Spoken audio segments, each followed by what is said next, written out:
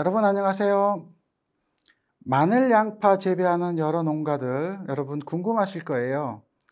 마늘, 양파에는 어떤 비료가 과연 필요할까? 궁금하시죠? 사실 마늘, 양파에는 우리 식탁에서 가장 중요하잖아요. 양파의 경우에는 매년 120만 톤 정도가 생산되고 마늘도 한 30만 톤 생산이 되죠. 특히 마늘하고 양파는요. 반찬, 식품이라기보다는 약처럼 많이 쓰이잖아요. 우리 양파는 혈관 청소부라고 여러 가지 기능들이 있죠. 그리고 마늘은 항산화 효과가 있어서 심혈관계 질환 예방하는 등 여러 가지 약 같은 효과가 있습니다.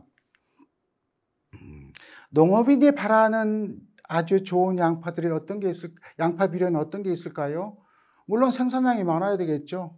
상품성도 좋아야 되겠죠. 상품성 중에는 마늘, 양파의 고유의 맛과 향을 갖고 있어야 되고요. 또 소비자가 좋아하는 색깔이 있으면 더 좋겠죠.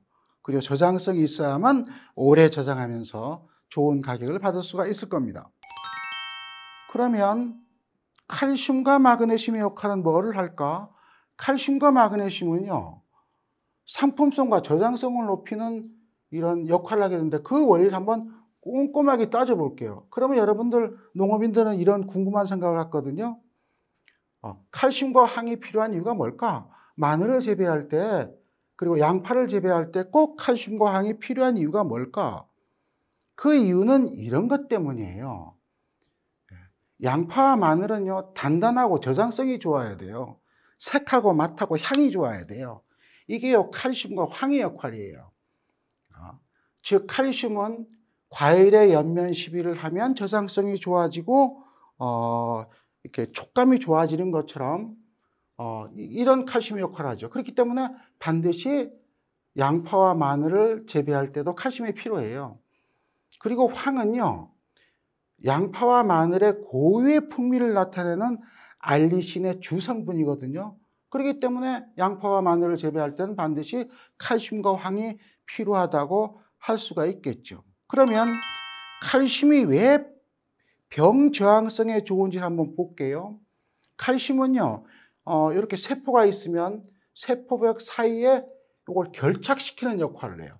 그게 펙틴이에요. 이 펙틴은 반드시 칼슘이 있어야만 형성되는 성분이에요. 다시 말하면 칼슘을 주게 되면 마늘과 양파의 세포 사이를 이 중엽세포라고 하거든요. 세포 사이를 결착시켜서 저장성을 좋게도 하고 다른 병의 침입을 막아주는 역할을 하게 됩니다. 그러면 이러한 칼슘의 특성 때문에 여러분 과일 농사 짓는 분들, 특히 사과 농사 짓는 분, 고추 농사 짓는 분, 토마토 농사 짓는 분들은 사과의 고두병, 고추의 탄저병, 토마토 배꼽썩은병을 예방하기 위해서 꼭 칼슘 연면 시비를 하죠. 다시 말하면 여러분 벽돌집을 지을 때 시멘트를 잘 좋은 시멘트를 써야만 벽돌집이 단단한 것처럼 칼슘을 주게 되면 세포벽 사이를 상당히 단단하게 만들어서 이 상품성이 좋은 과일을 생산하게 하는 것과 똑같습니다.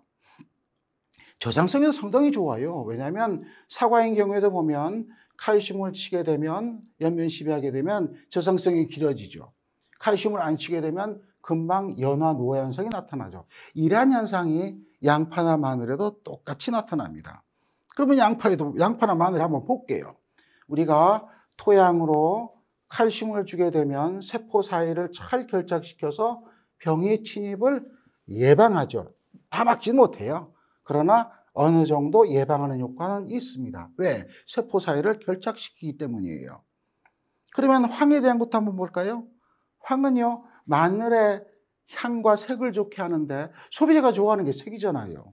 그리고 먹어보면 우리가 양파를 좋아하고 마늘을 좋아하는 이유가 향이나 맛이잖아요. 그러면 과연 이게 왜 색깔을 좋게 하는지를 한번 볼게요. 색의 전구물질은요. 메티오닌하고 시스테인이라는 아미노산이거든요. 근데 두 아미노산은 꼭 황을 갖고 있어요. 아하. 그래서 사실은 색깔을 나타내는 건 일조량이나 일교차 등 여러 기상적인 요인이 많이 작용을 하지만 만약 비료로 친다면 황이 중요한 역할을 하는 거죠. 그렇기 때문에 모든 원예 비료를 보게 되면 염화가리보다 황산가리를 선호하는 이유가 이러한 이유 때문이에요. 그럼 한번 맛 볼까요? 맛도 되고 향도 되겠죠. 여러분도 다 아실 거예요, 아마.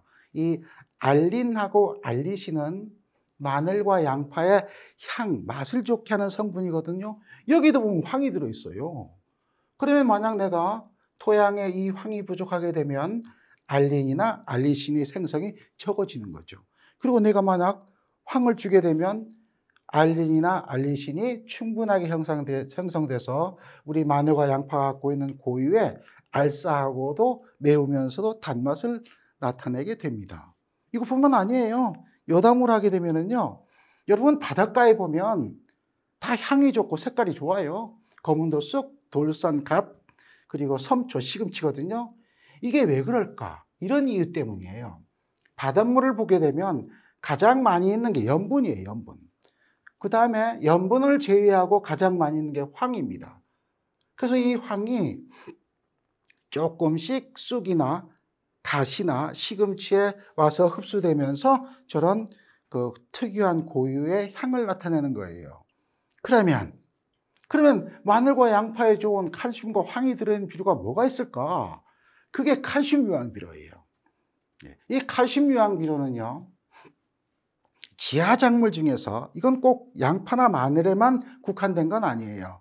고구마에도 좋고 감자에도 좋은데요. 이게 칼슘과 황을 공급하게 되는데 이 공급하는 것이 칼슘이 30%, 황이 40%, 물론 SO4로 계산한 겁니다만 이렇게 황을 많이 갖고 있죠.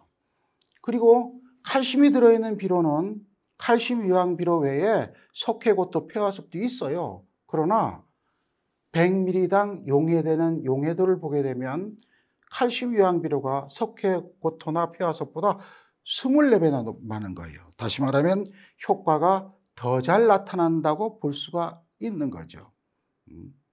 그래서 제가 마늘, 양파 재배하는 농가에게 교육할 때는 이 말을 항상 해요. 여러분이 만약에 마늘이 색깔도 좋고 향이나 맛도 좋고 저장성도 좋게 하려면 꼭 칼슘과 황이 들어있는 비료를 쓰세요. 그 칼슘과 황이 들어있는 비료가 칼슘 유황 비료가 있는데 꼭 잊지 마세요. 그리고 가격도 저렴해요. 이런 얘기를 합니다. 왜냐? 마늘과 양파의 고유한 향, 양파 껍질의 선명한 주황 색깔, 그리고 저장성을 좋게 하는 데는 칼슘 유황 비료보다 좋은 게 없죠. 칼슘 유황 비료가 아마 유일할 거예요. 네. 여러분 한번 그러면 사용 시기나 사용량을 볼까요?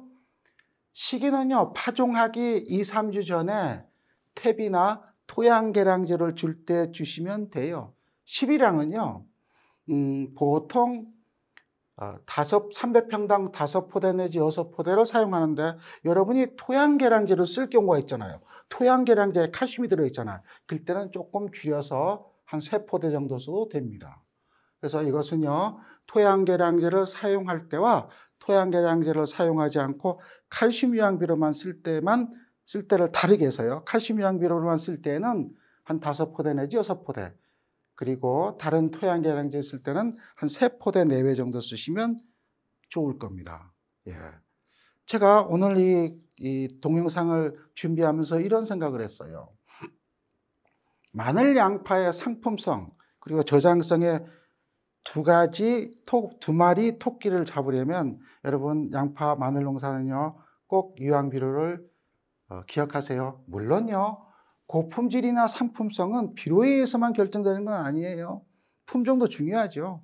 기상 조건도 중요하죠. 재배 기술도 중요하죠. 병해충 예방하는 것도 되게 중요하죠. 그러나 비료를 쓴다면 다른 비료보다도 칼슘 유황 비료를 염두에 두는 것이 좋을 것으로 생각합니다. 여러분 감사합니다.